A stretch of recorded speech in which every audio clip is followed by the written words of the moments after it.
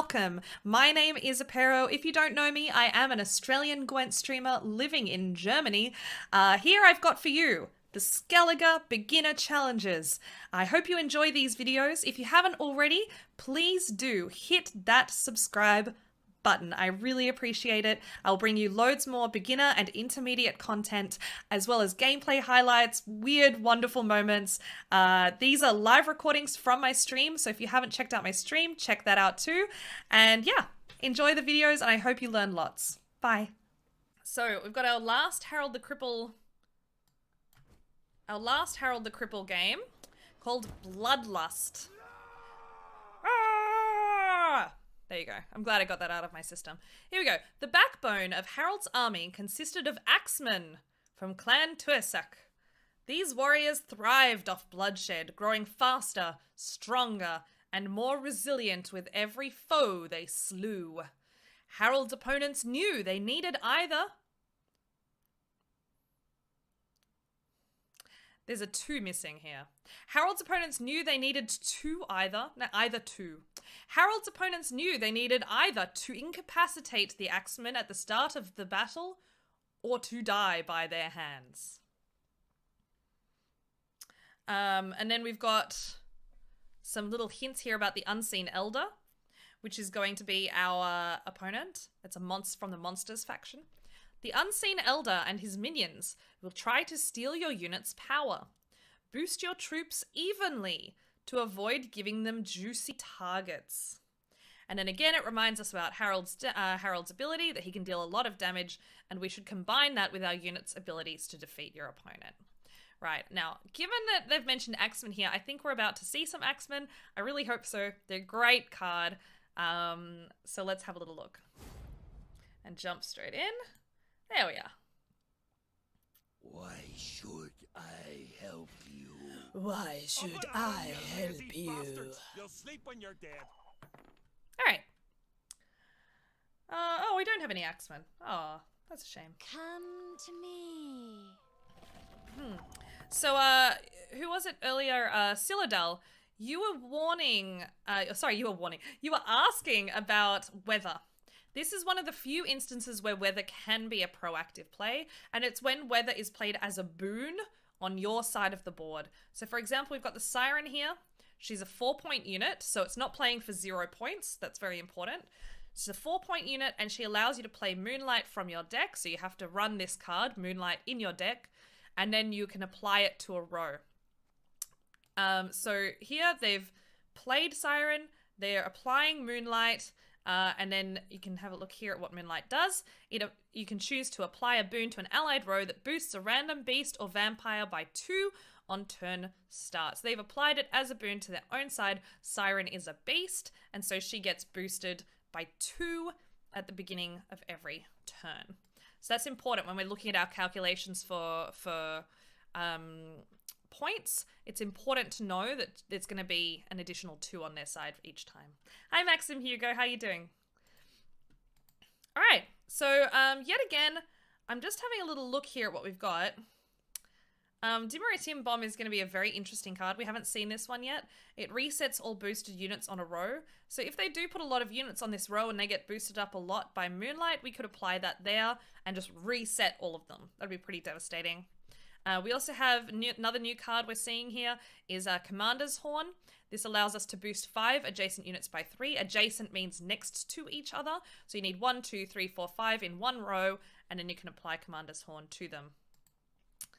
Manticore Venom deals 13 damage. We saw that last turn. And I think all the other cards we've seen in the previous challenges already. So yet again, we're looking for something. We have 2 choices here, right? We could choose to play the Tuesak Hunter to kill the Siren straight away before she gets boosted at all. The reason I don't want to do that is because of Hjalmar. So in between the last game and this game, guys, my chat corrected my pronunciation, and it is in fact not Hjalmar, it is Hjalmar. So we're going to go with that now because I can take criticism. And we're going to play Hjalmar with Tuesak Hunter together. That's going to be a combo that we do later. And then we're going to apply the Warcry as well at that point. So for now, I'm not going to worry too much about the Siren, especially because we've got the Demiritim Bomb on us. So instead, I'm going to play the Drum and Shield Maiden, again, to start thinning. Thinning refers to bringing cards out of our deck so that we don't draw them later on. That's basically the whole point of these cards, so we're going to actually just open with that. Our shields are our ramparts! Come to me. Yeah, fair enough. So here is the Moonlight Hazard. I'm going to get that right. So here you can have a look. It's called Blood Moon. That applies a hazard that deals 2 damage to all units on contact. So rather than playing another row of a boon, a Moonlight Boon, they decided instead to play it as a hazard. Normally you would save this until later in a round when someone has played more units all next to each other. Honestly, probably the better move would have been to play the Siren here on this row or here on this row and apply another boon to get value over time, because it happens every single turn. It's going to boost by 2. That would have been a better move to make, but they've elected here instead to just go for 6 points of straight damage, which is their choice, I guess. So, you know, you do you. Alright, so we're actually just going to open with On-Crate Warrior here, just for 11 points. We'll greet him with a Of course, because of this hazard, we are not going to play into that row, which admittedly does make our Commander's Horn a little bit harder. I help you. Okay, so they played the Unseen Elder pretty early, frankly, and a very early Unseen Elder to steal half the value of my On-Crate Warrior. He was worth 11 before, so they've taken 6 and applied it to themselves. So they're now 11 and we're on 5 here. Just so y'all know what just happened. Okay. Now we could play the Manticore Venom here to deal 13 damage, but we're kind of losing 2 points of 2 points of value if we use it on the Unseen Elder here, so I'm not sure that's great. I think instead we're actually just going to drop Yutta for 12. It doesn't put us ahead on points, but I think we're still okay at this point. I don't think we need to worry too much about that just yet. Exactly what I'd hoped for. Hi Riveneye, how are you? Oh, hey Snow Warning. Nice. Okay, so the first thing I thought when I saw the 14 was, great, now we have value for our Manticore Venom. But wait, there's a catch. The werewolf has this tag, immune. That means it cannot be targeted. So, if we want to play our Manticore Venom, if we choose this unit, it will not give us the option to actually hit the werewolf. It will just only give us the option to hit these units, which is a bit of a bummer, really, isn't it? But there it is. Riven, I beat a mill player tonight. Good on you, man. Very good. So we're kind of lacking in options here, to be honest. The Commander's Horn doesn't get full value on 3 points. The Demiritim Bomb isn't yet great. I mean, it gives us 7 plus 4, 11, plus 6, 17, plus 2 makes 19 points of value. So it gets us back to 0, but I think we can wait a touch longer. I think we can wait a touch longer for that. I'm pretty tempted, to be honest, to just play Hjalmar now. We'll play it here so we start setting up for our Commander's Horn as well. But we also need to remember we need to get... Oh no, we already do have a Bronze Soldier, so we're okay. I'm just thinking about this Priestess of Freya for later. Okay, so I think we'll actually... I'm not convinced. Alright, yeah, we're just going to do this now. Okay, we're going to play Hjalmar. It's going to spawn the Lord of the Undvik on the opposite row. So it's an 11-point play. Ah, Roach!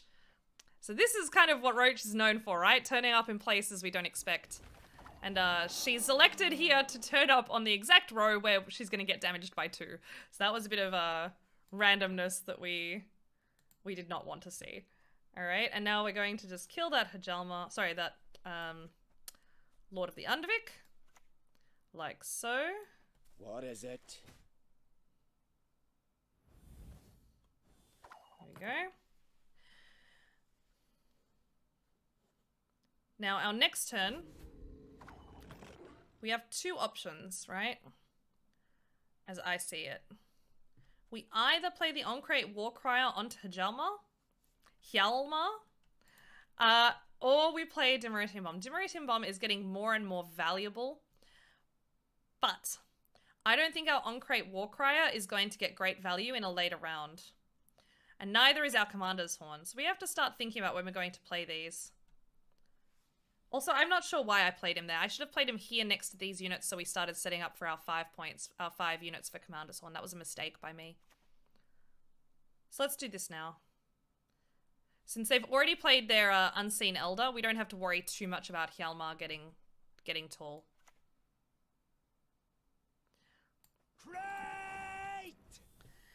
Foul says, can you use Dimeritium on werewolves? Yes, you can. So werewolves... Anything in particular? Oh, no! Oh, well, I stuffed that one up. So obviously we did not know that they were playing Regis, but Regis does. Who is Regis? He's a vampire.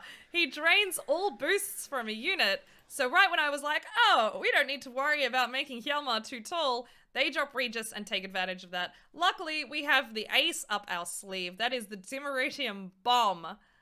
And a bomb is about to go off, my friends. We're about to drop this over here, and it is going to reset all of these units. Because werewolves cannot be targeted, but roll effects will still apply to them. So they should reset to 7. Although it's hard to know because they're also in Moonlight. So I guess this will be a little experiment for me as well. So let's have a little look at what happens. We're going to apply the Dimeritium Bomb.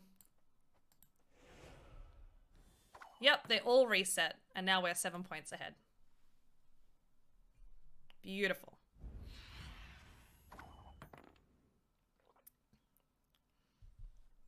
Okay, very nice. We do have the Alpha Werewolf as a target for the Manticore Venom, but I think we're going to... It's so hard. I kind of want to wait until I have 5 units on this. So this is the conflict, right? We have the Manticore Venom that doesn't get full value on a 10. So in a way, I kind of want to wait on that. The Commander's Horn, we want to wait until we have 5 units down, but if we play Harold, then we might reduce the impact of the Manticore Venom even further. Nevertheless, I think we play Harold here. We'll be ahead by 12, then they'll get a 2-point boost, so we'll be ahead by 10 points. I don't think it's bad, and it does give us that extra value on the Commander's Horn. So let's do that. Up and at 'em, you lazy bastards! You'll sleep when you're dead. There we go, 12 points ahead, 2-point boost, and we're up by 10 points, as predicted.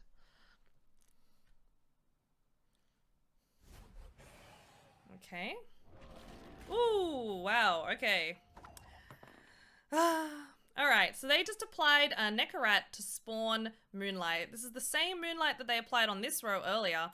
So the great thing about this matchup, right, is that we need 5 units next to each other to take advantage of the Commander's Horn. But they love when we do this. This is called row stacking, right? When you play a lot of units in one row.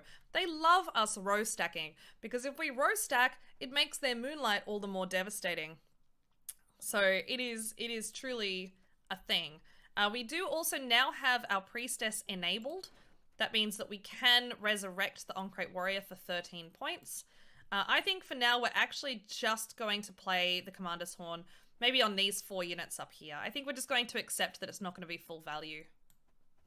There we go. See, the circle indicates which card you're selecting, and it will select 2 units to either side of that. So if for whatever reason you don't want to apply Commander's Horn to all of the units, you can actually select the outer unit, and there you can see it will apply it to those 3 cards. But in this case, we do want all of them. We want as much value as we can get. So there we go.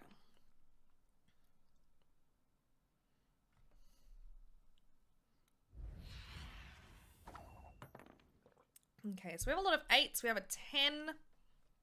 Not great, really, are they? All right, I think we're going to hit the 10, though, because I think if we just play...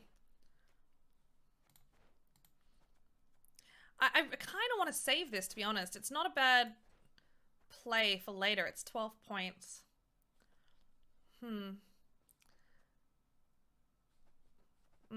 But but I think we're going to have to play it either way. I think this is going to go down to the very last card.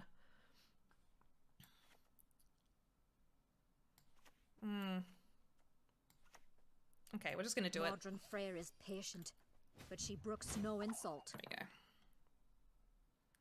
So basically what I was hoping was that Moonlight might actually hit the alpha werewolf and give us more value, but it's okay because we've got this anyway. There we go. All right, so we win on even cards. Now in the last two games, we've been winning. Sorry, we've been losing up 2 cards in the first round. This time we've won on even. That's even better in a way. Oh, nice. Okay, so we pulled some nice cards. Now when you win on even, you've really got a lot of options open to you, and it kind of depends how you want to play it. Depends who your opponent is. It depends what kind of cards you have. But generally, if you have a nice hand, it's pretty easy to what we call dry pass. That means passing without playing any cards, because it gives us the ability. It means they have to play a card, and they have to go into the final round down 2 cards. So it's nice. It's nice. So that's what we're going to do this time around, because we've got a pretty nice hand. We've got 12 points here and 15 points here. It's a secure 27 points. All right, they play their werewolf.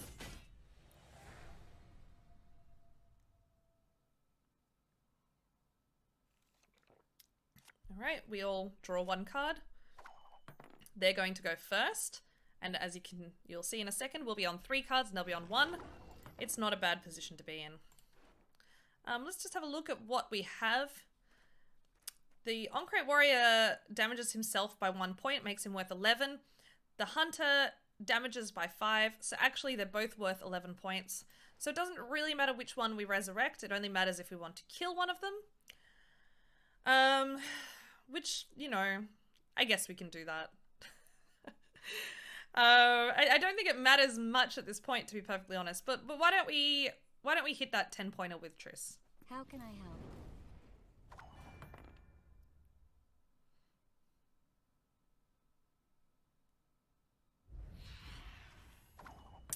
Snow Warning says the War Crier is actually the most points.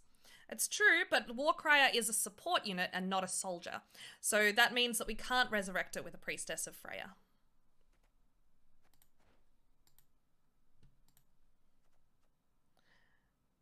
We'll just drop Geralt of Rivia here. And then we win. It doesn't really matter because we win either way, right? I hate portals. So we've already won. And then we can also play Priestess of Freya, just so you guys see. And actually, you guys all know what happens here. If I res the Hunter, then we hit something by 5. If we res the Oncrate Warrior, it comes out as an 11-point unit. What I want to instead demonstrate, since we've already won this game, I just want to show you what happens if you resurrect one of these.